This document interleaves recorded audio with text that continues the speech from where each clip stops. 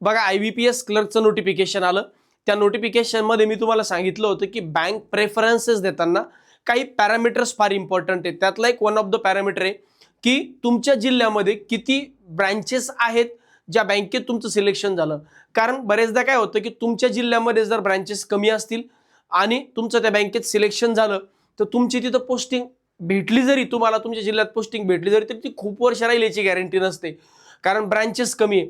आणि बरेचदा असं होतं की एखादा कॅन्डिडेट आहे, त्याच्या जिल्ह्यामध्ये त्याच्या ब्रँचेस भरपूर आहे, तर त्या ब्रँचेसमधून या ब्रँचेसमधून त्या ब्रँचमध्ये डिव्हिजन ट्रान्सफर होत राहते क्लरिकल कॅडरमध्ये. आणि बऱ्यापैकी तुम्ही तुमच्या डिव्हिजनमध्ये किंवा ॲटलिस्ट डिस्ट्रिक्टमध्ये किंवा ॲटलिस्ट डिव्हिजनमध्ये तर राहता. डिव्हिजन म्हणजे जसं की मराठवाडा आहे, विदर्भ आहे, कोकण आहे, त्यानंतर तुमचं पश्चिम महाराष्ट्र आहे, उत्तर महाराष्ट्र आहे, या पद्धतीने.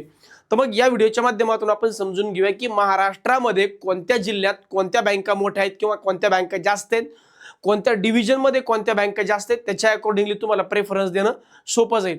पण प्रेफरन्स हा फक्त आणि फक्त बँकेनुसार द्यायचा असतो का किंवा फक्त ब्रँचेसनुसार द्यायचा असतो का? नाही. त्यासाठी भरपूर पॅरामीटर्स आहेत. ते पॅरामीटर्स सुद्धा या व्हिडिओच्या माध्यमातून मी डिस्कस करतोय. त्यामुळे व्हिडिओ जो आहे तो शेवटपर्यंत बघा आणि मगच निर्णय घ्या. सगळ्यात पहिल्यांदा हे समजून घ्या की प्रेफरन्स देत असताना कोणकोणत्या गोष्टी महत्वाच्या आहेत, कोणकोणत्या गोष्टी महत्वाच्या आहेत. त्यात एक वन ऑफ द, आता ही काही सिक्वेन्स नाही आहे बरं का, की याच सिक्वेन्सनं लक्षात ठेवावं. मी म्हणतो की तुमच्या जिल्ह्यामध्ये तुमच्या जिल्ह्यामध्ये किंवा तुमच्या डिव्हिजनमध्ये याच्या किती ब्रँचेस आहेत, त्या बँकेच्या किती ब्रँचेस आहेत, हा एक वन ऑफ द पॅरामीटर असला पाहिजे.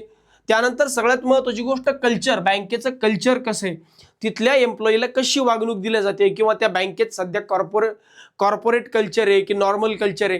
कारण आता जर तुम्ही काही दिवसापासून बघितलं तर कॉन्स्टंटली बँका थोडं बिझनेस ओरिएंटेड काम करताय. पण अजूनही काही बँका अशा आहेत की ज्या प्रॉपर ॲज तुम्हाला क्लर्क म्हणूनच त्या पद्धतीने ट्रीटमेंट देणार. काही बँका आजही म्हणतात क्लरिकलला की तुम्ही बिझनेस आणा, बिझनेस आणा, बिझनेस आणा. आणि मग बरेचदा काय होतं की याच्यामध्ये मुलांची, उमेदवारांची थोडी दमछाक होऊन जाते की प्रत्येक वेळेस बिझनेस आणायचं तरी कुठून. त्यामुळे त्या बँकेचं कल्चर किती महत्त्वाचं आहे हे सुद्धा बघा. आता मी कुठल्या बँकेचं नाव घेणं थोडं चुकीचं होईल, याबाबतीत थोडं तुम्ही स्वतःहून रिसर्च करा. आता जसं मागे लोकल बँक ऑफिसरची रिक्रुटमेंट झाली होती बँक ऑफ बडोदाची, तर काही मुलांच्या त्या बाबतीत तक्रारी होत्या. SBI मध्ये काही लोकांचं मागच्या वर्षी सिलेक्शन झालं होतं, त्यांना पुणे डिव्हिजन दिलं. पुणे डिव्हिजनमध्ये त्यांना होम लोनला टाकलं, त्यांना ब्रँच मिळाली नाही, त्यांच्या तक्रारी होत्या. त्यामुळं ते बँक टू बँक डिपेंड करतं, हे मी तुम्हाला इथून सांगणं थोडंसं चुकीचं होईल. त्यानंतर सॅलरी. आता काय असतं ना, शेवटी अल्टिमेटली आपण पैशासाठी काम करतो, ग्रोथसाठी काम करतो. तर सध्या बँकेत चांगल्या कोणत्या बँकेत सॅलरी आहे, त्यानंतर ग्रोथ माझी कुठं चांगली होईल हे पण इम्पॉर्टंट आहे. आणि त्या बँकेचा बिझनेस, आता बिझनेस म्हणजे काय की बँक खरं किती त्या बँकेचं बिझनेस पोटेन्शियल आहे, NPA कसा आहे. कारण हा पॅरामीटर सांगण्यामागचं रिझन सध्या बँकांचं मर्जिंग अमलगमेशन चालू आहे, बरोबर आहे. मग असं नको व्हायला की तुमचं ज्या बँकेत सिलेक्शन झालं ती बँक दुसऱ्या बँकेत गेली. म्हणजे जर तुम्ही ऑलरेडी पॅरेंट बँकेत असताल, समजा आता उदाहरणार्थ SBH होती, स्टेट बँक ऑफ हैदराबाद होती, किंवा आपण देना बँकेचं एक्झाम्पल घेऊया. रिसेंटली देना बँक कुठे गेली, बँक ऑफ बडोदामध्ये गेली. मग जे देना बँकेतले कर्मचारी होते जे बँक ऑफ बडोदात गेले, तर यांना थोडंसं काय झालं की काय म्हणू शकतो आपण त्याला, दुजा भाव मिळू शकतो, कारण की ते दुसऱ्या बँकेतून इथं आलेत. त्यानंतर रिसेंटली विदर्भ कोकण ग्रामीण बँक होती, तिचं ग्रामीण महाराष्ट्र ग्रामीण बँकेत सिलेक्शन झालं. तर काय होतं इथं थोडंसं ट्रान्सफरच्या केसमध्ये, युनियनमध्ये थोडा यांचा दबदबा असतो जी पॅरेंट बँक आहे. त्यामुळे शक्यतोवर कुठल्या बँकेचा बिझनेस चांगला आहे ते पण बघा. त्या बँका थोड्याशा सुरुवातीला टाका. मग आता जेव्हा आपण प्रेफरन्सेस देतो, मग प्रेफरन्स देताना एवढ्या गोष्टी सगळ्या गोष्टी ज्या आहेत त्या लक्षात ठेवणं आवश्यक आहे. हा झाला पहिला मुद्दा. मग मी पहिलं काम काय केलं पाहिजे की बँकांचा बिझनेस चांगला आहे, बँकांची ग्रोथ चांगली आहे, सॅलरी चांगली आहे, पॅरेंट बँक असणार आहे भविष्यात, आणि सोबत माझ्या जिल्ह्यात त्याचे ब्रँचेस पण जास्त आहेत. अशा बँकांना जर सगळ्यात पहिलं प्रेफरन्स दिलं आणि तिथं जर तुमचं सिलेक्शन झालं तर आयुष्यभर पश्चाताप होणार नाही, याची काळजी आपण आता घेतलेली बरी. दुसरा मुद्दा येतो की तुमच्या जिल्ह्यामध्ये कोणत्या कोणत्या ब्रँचेस जास्त आहे. बघा, एक लीड बँक स्कीम नावाची स्कीम आहे जी तुम्हाला अक्षय सर शिकवतात नेहमी. त्याच्यानुसार जर तुम्ही गेलात तर बघा, महाराष्ट्रामध्ये ज्या काही बँका आहेत त्या लीड बँक म्हणून काम करतात. आता याचा अर्थ असा नाही की तुम्ही याच बँकांना पहिलं प्रेफरन्स द्यायचं आहे किंवा याच बँका महत्वाच्या आहेत. आता याच्यामध्ये बघा, आपण IBPSच्या माध्यमातून गेलो तर स्टेट बँक ऑफ इंडिया येत नाही. मग बीड, हिंगोली, लातूर, मुंबईवाले, नांदेडवाले यांनी काय दुसऱ्या बँकांना प्रेफरन्स द्यायचं का? तर अशातला काही भाग नाही. पण या लीड बँक आहे, लीड बँकांचा अर्थ असा होतो की त्या बँकांचे ब्रांचेस ते थोडेसे जास्त आहे, त्यांचा बिझनेस थोडासा तिथं जास्त आहे, त्यांचा फुटफॉल ते थोडासा जास्त आहे. मग ऑफकोर्स यांना प्राधान्य दिलं गेलं, यांना प्राधान्य दिलं गेलं. मग त्याच्यामुळे काय होतं की या बँका या स्पेसिफिक जिल्ह्यांमध्ये जर जास्त आहे. जसं की जर तुम्ही बघितलं बँक ऑफ महाराष्ट्र, छत्रपती संभाजीनगर असेल, जालना असेल, नाशिक असेल, पालघर असेल, पुणे असेल, सातारा असेल, ठाणे असेल, या जिल्ह्यांमध्ये बँक ऑफ महाराष्ट्राच्या नंबर ऑफ ब्रांचेस कंपॅरेटिव्हली जास्त आहे, कारण ती त्या जिल्ह्यांची लीड बँक आहे. बँक ऑफ इंडिया जर बघितलं तर भंडारा आहे, चंद्रपूर आहे, गडचिरोली आहे, गोंदिया आहे, कोल्हापूर आहे, नागपूर आहे, रायगड आहे, रत्नागिरी आहे, सांगली आहे, सोलापूर आहे, सिंधुदुर्ग आहे, वर्धा आहे.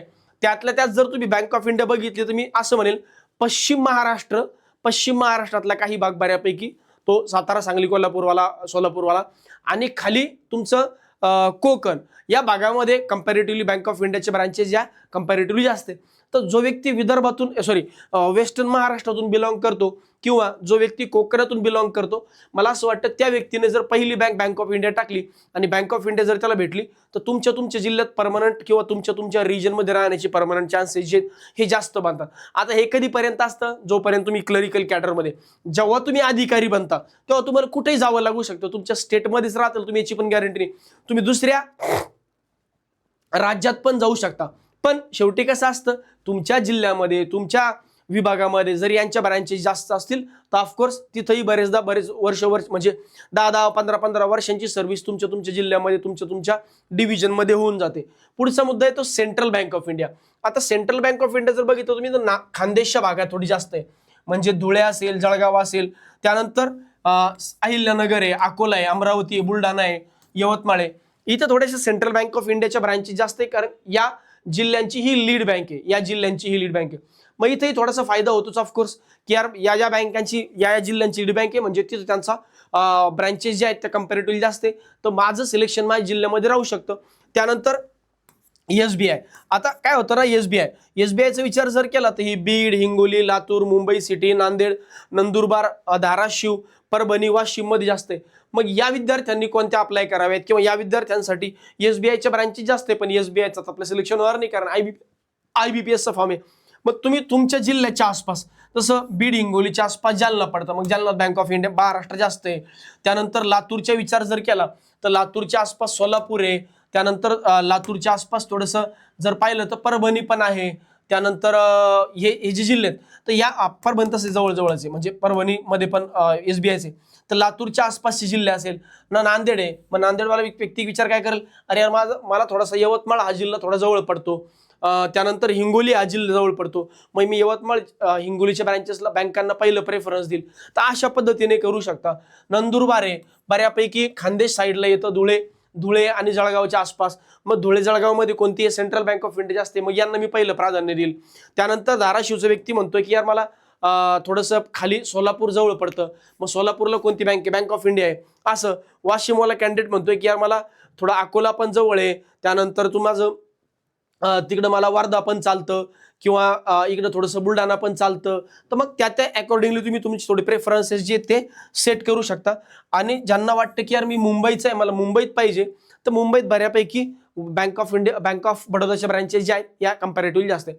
आता यात पण परत काही असं होऊ शकतं की नाही यार मला चांगली ब्रँडेड बँक पाहिजे, ज्या बँकेत बिझनेस चांगला आहे, सॅलरी जास्त आहे, ग्रोथ थोडी ठीकठाक आहे आणि सगळ्यात महत्त्वाचं काम कमी आहे. तर एखादा व्यक्ती असा असेल तर त्याला मी पहिलेच सांगितलं तुम्ही पंजाब नॅशनल बँकेला पहिलं प्रेफरन्स द्या, पंजाब नॅशनल बँकेला.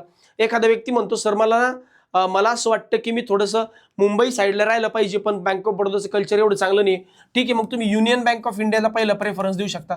म्हणजे असं नाही की या 4-5 बँकांनाच तुम्ही पहिला प्रेफरन्स दिला पाहिजे, पण या 4-5 बँका तुमच्या पहिल्या 3-4 प्रेफरन्समध्ये असल्या पाहिजे, सो दॅट भविष्यात जर तुमचं या बँकेत सिलेक्शन झालं तर तुमच्या जिल्ह्यामध्ये, तुमच्या डिव्हिजनमध्ये, तुमच्या विभागामध्ये तुमचे राहण्याचे जास्तीत जास्त टाइम राहण्याचे चान्सेस जे ते बनतात.